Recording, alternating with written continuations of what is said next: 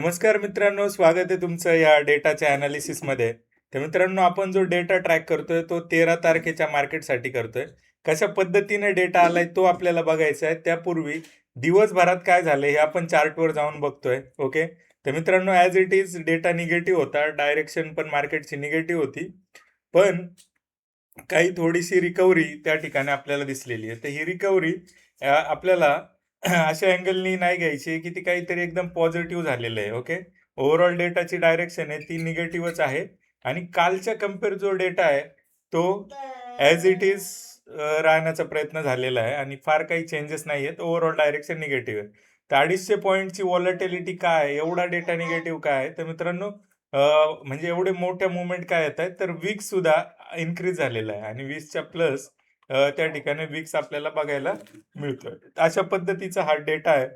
Direction आपण 26,150 पासून negative झालेलं आहे. जुने व्हिडिओज तुम्ही पाहिले नसतील तर बघा. मित्रांनो, हे युद्ध आहे. ओके. हे युद्ध कोणाचं आहे? हे युद्ध आहे बुल्स आणि बियर्सचं. ओके.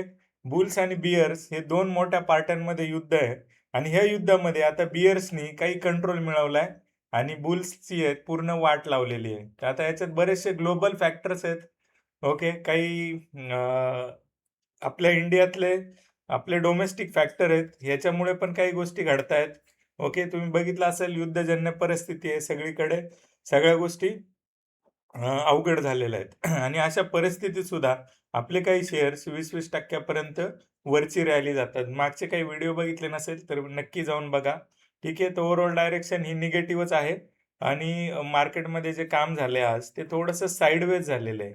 तर उद्यासाठीचं जे गणित आहे ते आपल्याला फार असं ॲग्रेसिव्ह निगेटिव्ह त्या ठिकाणी दिसत नाहीये. त्याचं रिझन असं की आपण डेटावरती जाऊया, मग तुम्हाला ते थोडंसं रिअल टाईम रिलेट करता येईल. ओके. तर तुम्ही बघू शकत असाल. ओके. तर 10 लाखाच्या पोझिशन्स त्या ठिकाणी negative as it is carry आहे. ओके. पुटवर थोडंसं काम होण्याचा प्रयत्न झालेला आहे, लाँग आणि शॉर्ट. एफ-आयजनी थोडेसे नॉमिनल पुट रायटिंग त्या ठिकाणी केलेली आहे. फार नाही. डायरेक्शन निगेटिव्हच आहे. अजूनही 4 लाख डायरेक्शनल पुट ते घेऊन बसलेले आहेत. ओके.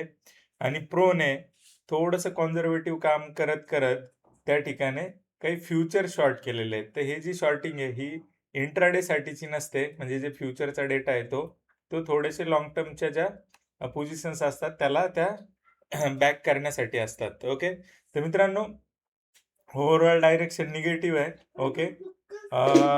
त्या ठिकाणी उद्या जे काम होईल ते थोडंसं साइडवेज होताना दिसेल निगेटिव्ह साईडला. ठीक आहे. मार्केटचा डेटा जरी वरती म्हणजे मार्केट जरी वरती ओपन झालं किंवा थोडंसं पॉझिटिव्ह दिसलं तरी ते वरच्या लेवलला सस्टेन होईल अशी परिस्थिती नाही. ते एक साइडवेज त्या ठिकाणी राहू शकतं. तर मित्रांनो, डेटा तुमच्या लक्षात आलाय. फार इम्पॉर्टंट लर्निंग्स त्या ठिकाणी मी देतोय. हे व्हिडिओज तुम्हाला आवडत असतील तर हे तुमची जबाबदारी आहे. तुम्ही रिटेलरपर्यंत पोहोचवा की जो कानाकोपऱ्यातून कुठे नाही कॉल घेतोय, पुट घेतोय आणि कशा पद्धतीने काही लॉजिक नसताना तो त्या गोष्टी करतोय. तर हा एकमेव डेटा पॉइंट आहे का? तर नाही मित्रांनो, असे आपल्याकडे 6 ते 7 डेटा पॉइंट्स आहेत. ओके. त्यावेळी जाऊन आपल्याला त्या डायरेक्शनची गोष्टी कळतात. तर त्या पण डिटेलमध्ये शिकायच्या असेल तर एप्रिलच्या बॅचची अनाउन्समेंट मी ऑलरेडी केलेली आहे. 2 एप्रिलपासून 22 एप्रिलपर्यंत हे होणार आहे. ओके. इंटरेस्टेड असतील त्यांनी न कुठला विचार करता, न काही हे करता त्यांनी जॉइन व्हायचंय. प्युअर आणि प्युअर एज्युकेशनल गोष्टी त्या ठिकाणी होतील. कुठल्याही नॉन टेक्निकल किंवा एकदमच टाईमपास की जे अस्तित्वाचंच नाहीये. कुठलं भविष्य सांगणारे काही लोकं अवेलेबल आहेत मार्केटमध्ये. कुठले इकडून 4 रेषा, तिकडून 4 रेषा काढतात. इकडून असे 100 इंडिकेटर काढलेले आहेत. ते अशा कुठल्याही गोष्टींवर बोलत नाही आपण. आपण प्युअर आणि प्युअर फक्त डेटावरती बोलतो आणि हे पुढचे सगळे सेशन हे डेटावरती होतात. 1 मिनिट सुद्धा आपण कुठली कॅन्डलस्टिक डोजी झाली का ओजी झाली, ईएमए, डीएमए, सीएमए आपण कसल्याही अशा गोष्टींवर बोलत नाही मित्रांनो. तर फार इंटरेस्टिंग जर्नी आहे. तुमच्या ट्रेडिंग स्टाईलमध्ये, तुमच्या ओव्हरऑल ट्रेडिंग जर्नीमध्ये 100% त्या ठिकाणी फायदा होईल. अशा हिशोबाचा सिलेबस डेव्हलप केलेला आहे.